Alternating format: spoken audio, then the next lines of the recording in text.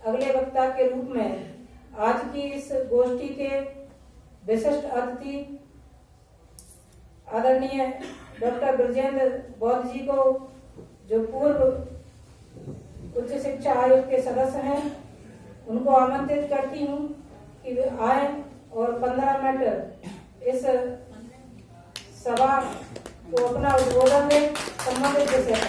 तालियों से उनका अभिनंदन करें। डॉक्टर ब्रजेंद्र बौद्ध।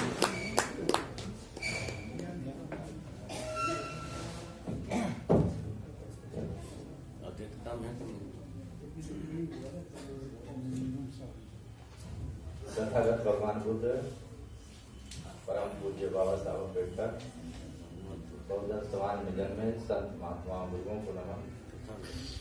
आज की सभा में मुझे बुलाया गया, मैं इस समिति का बहुत बहुत आभारी हूँ। मंच पर आज के मुख्य अतिथि और विशिष्ट अतिथि और मेरे सभी पिता तो बुजुर्गों, भाइयों, बहनों और बच्चों, मुझे आज बोलने का अवसर आपने दिया और आपने सुनने का अवसर दिया। जो कुछ बोलने में इस कड़ी में कुछ अगर त्रुटियां होती हैं तो मैं क्षमा प्रार्थी हूँ। आज के टॉपिक के अनुसार चूंकि संवैधानिक जो शक्तियां हमें प्रदत्त संविधान के द्वारा प्राप्त हुई हैं, भली भांति हम सब लोग जानते हैं, लेकिन मूल जो है कि जब हम संवैधानिक अधिकारों की बात करें तो आखिर ये जो अधिकार हैं किसके लिए? ये अधिकार किसके लिए बनाए गए? ये अधिकार हमारे किसके लिए हैं? ये मानव के लिए हैं। और जब मानव के लिए हैं तो मानव अधिकार हो गया। तो सबसे पहले हमें मानव को समझना चाहिए कि मानव की जो है स्थिति और परिस्थिति क्या है, तब अधिकारों की बात आती है। हमारे लोग पहले मानव बने, तब अधिकार की बात है। मानव होने के लिए हमारे समाज में हमारे संत गुरु महात्माओं ने समय समय पर आपको जागृत करने का अवसर दिया।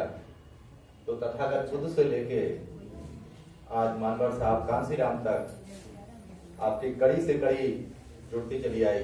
तो सर्वप्रथम मैं आपको बताऊंगा कि मानव बनने के लिए और जो अधिकार हैं तो पहले आपको जागृत होना पड़ेगा।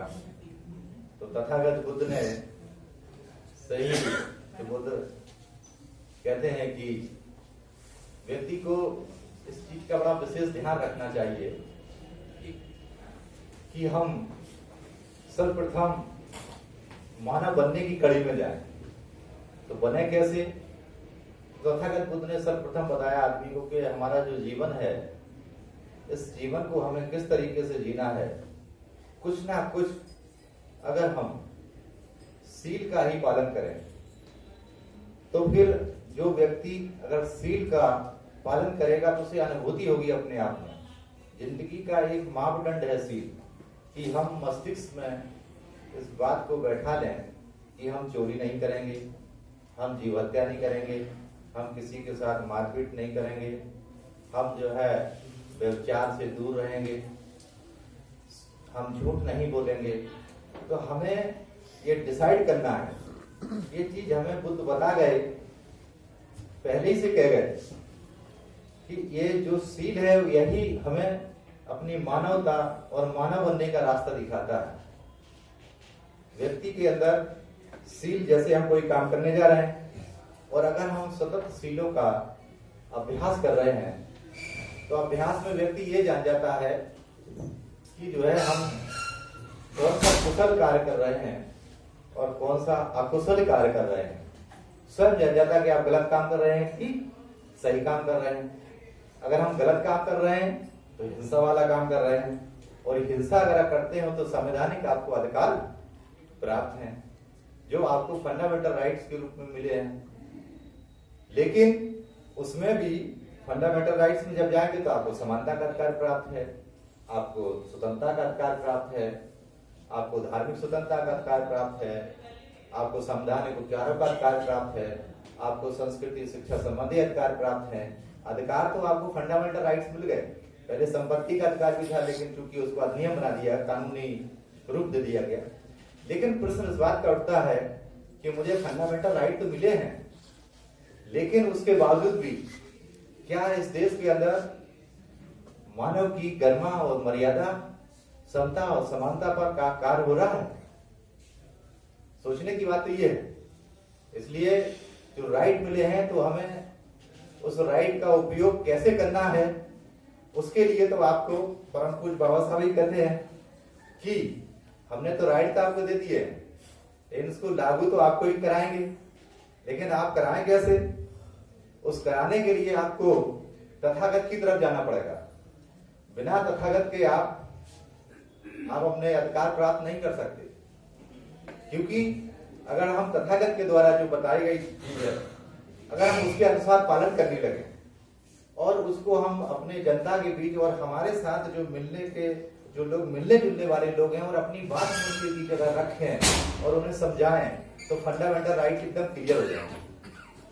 हमने जो तथागत बताए कि हमारे जो मापदंड हैं, तो उन मापदंडों का अगर हम पालन करें, सही तरीके से मस्तिष्क में बिठा लें, तो तथागत बुद्ध कहते हैं कि बैर से बैर शांत नहीं होता, बैर अवैर से शांत होता है।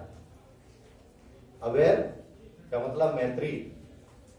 आपके अंदर करुणा होना चाहिए, आपके अंदर स्नेह होना चाहिए, आपके अंदर प्यार होना चाहिए। अगर आप किसी से एक दूसरे, हमारे बच्चे आपस में क्लास पढ़ रहे हैं या हमारे पड़ोसी हैं, तो एक दूसरे से हम बोलचाल नहीं है। एक सभा में जा रहे हैं और एक पड़ोसी जाएगा तो दूसरा नहीं जाएगा, क्योंकि हम एक दूसरे के बीच में बैर पाले हुए हैं। तो बैर को कैसे ले जाएंगे? हम प्रेम से ले जाएंगे। उसको, नफरत को हम जो है प्रेम में बदलेंगे, तब हम उसको जा सकते हैं, तभी हम अपना सील का पालन करेंगे। तो बुद्ध जो है इसलिए कहते हैं कि बैर से बैर, और बैर जो है कभी नहीं जाएगा। हम आपस में लड़ते रहेंगे तो प्रेम तक नहीं पहुंचेंगे, और जब प्रेम तक नहीं पहुंचेंगे तो हिंसा उत्पन्न होगी।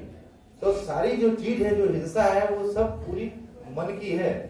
इसलिए बुद्ध के प्रथम पद में अगर हम जाएंगे तो प्रथम पद ये है कि मन के अंदर जो विकार पैदा होते हैं वो बाहर से नहीं आते, वो हम और सब लोगों के बीच में विकार पैदा हो जाते हैं।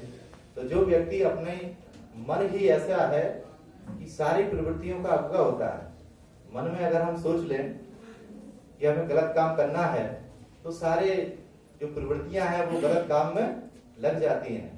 और बुद्ध कहते हैं जो व्यक्ति गलत कार्य करता है तो दुख भी उसका ऐसे पीछा करता है, जैसे बैलगाड़ियों का, जो बैलगाड़ी चलाने वाले बैल होते हैं, बैल के जो पैर होते हैं, उसका चक्का जो है, पहिया होता है, उसका पीछा करता है।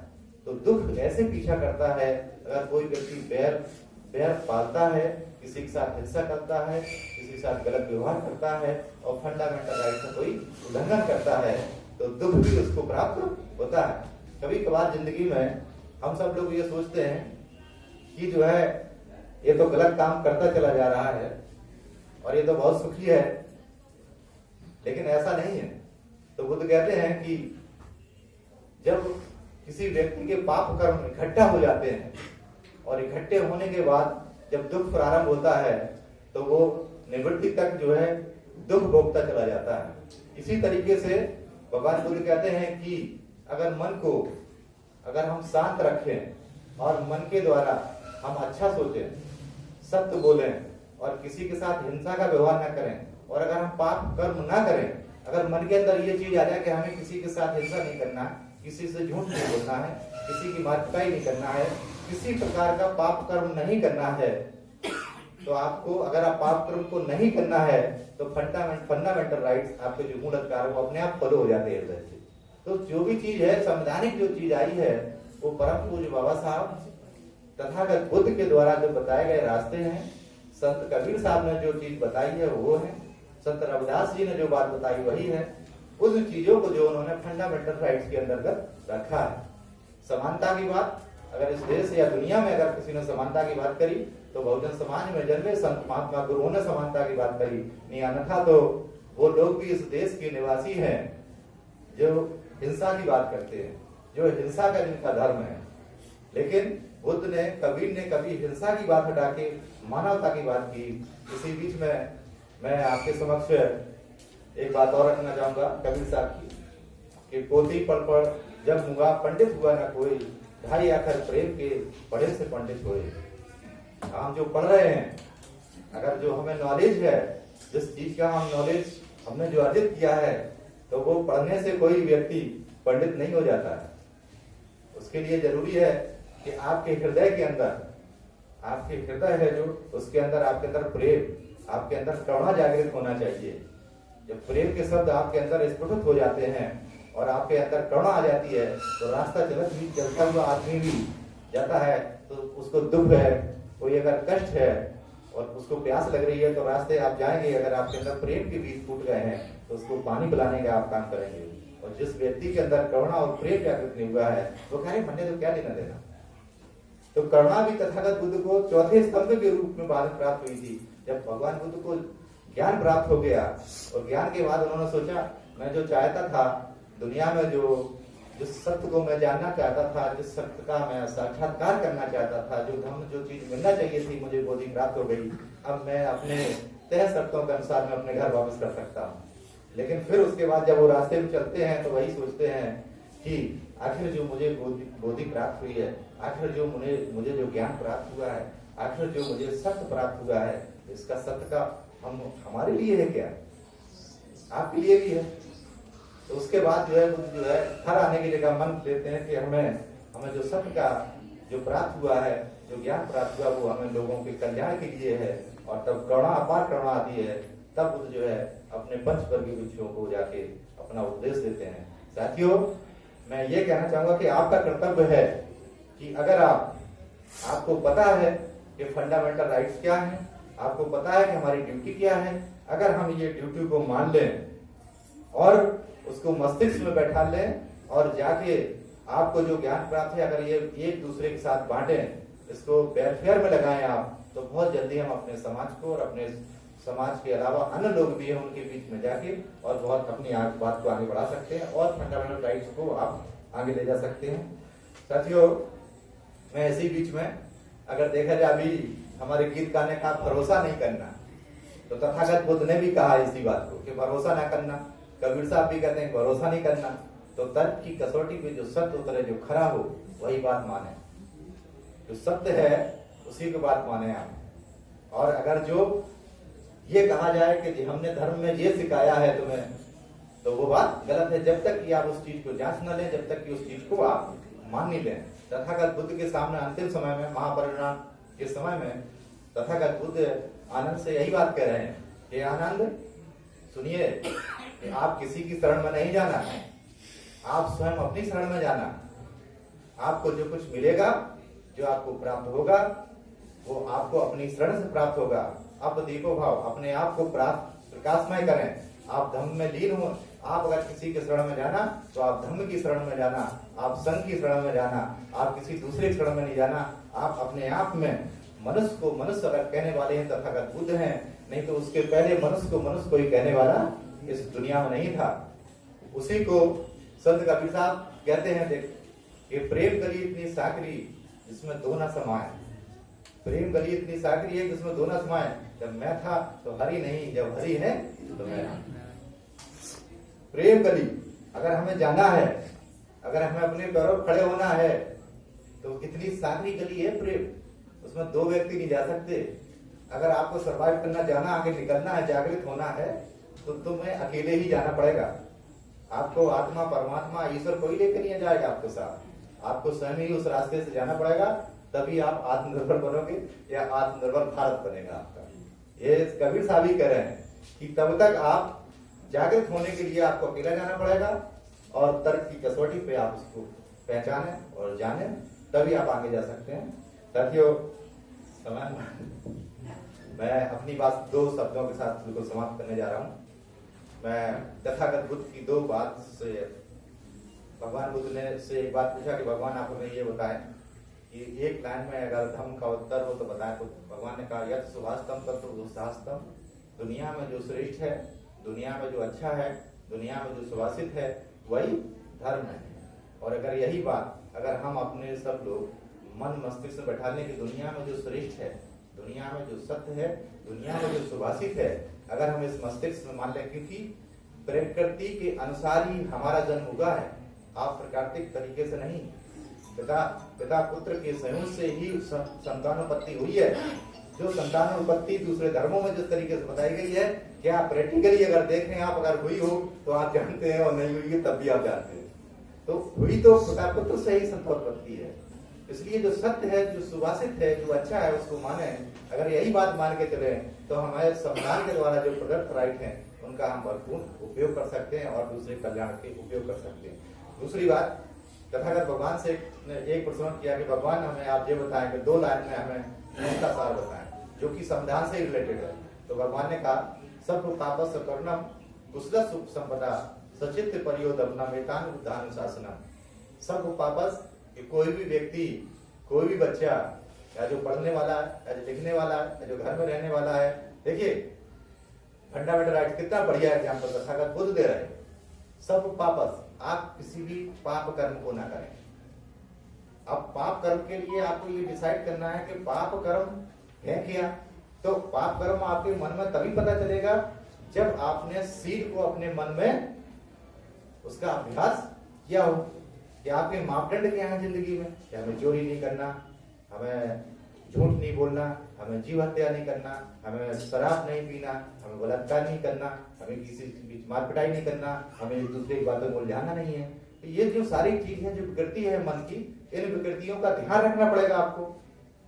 जब ध्यान रखेंगे तो आप समझेंगे कि हम कौन सा काम करने जा रहे हैं, पाप का कर रहे हैं या पुण्य का कर रहे हैं। जिंदगी में इंसान सोचता है कि जो अभी तक हमने सर्विस के बीच में जो भी कार्य किया, वो यही सोचता है कि हम जो काम कर रहे हैं वो कोई पाप कर्म नहीं है। जबकि यथार्थ बुद्ध कहते हैं ऐसा नहीं है कि आप पाप कर्म तो वो भी है। जैसे आप रास्ते चले जा रहे हैं, आप कह रहे हमने सामने वाले को छेड़ा नहीं, अगर माना कि कोई बालिका जा रही है या कोई लेडी जा रही, तो मन में अगर विकार भी पैदा हो गया उसके लिए, मन में आ गया, यही आ जाए कि देखो कितनी खूबसूरत लेडी जा रही, या यही विकार आ जाए कितनी कुपूत लेडी जा रही, तो आपके मन में वो विकार पैदा होगा। आपके मन में विकार ही नहीं आना चाहिए। अगर विकार भी पैदा हो जाता कि हम सोच लें कि ये आदमी बहुत खराब है, तो आपको क्रोध उत्पन्न होगा, विकार आपके पास उत्पन्न हो गया। तो पाप उनमें आता है कि मन में भी अगर किसी व्यक्ति के साथ अगर बैर उत्पन्न होता है, ईर्ष्या उत्पन्न होती है, घृणा उत्पन्न होती है, तो आप ये समझ लीजिए कि ये पाप कर्म है। तो आप सारे पाप कर्मों से व्रत आप रहें।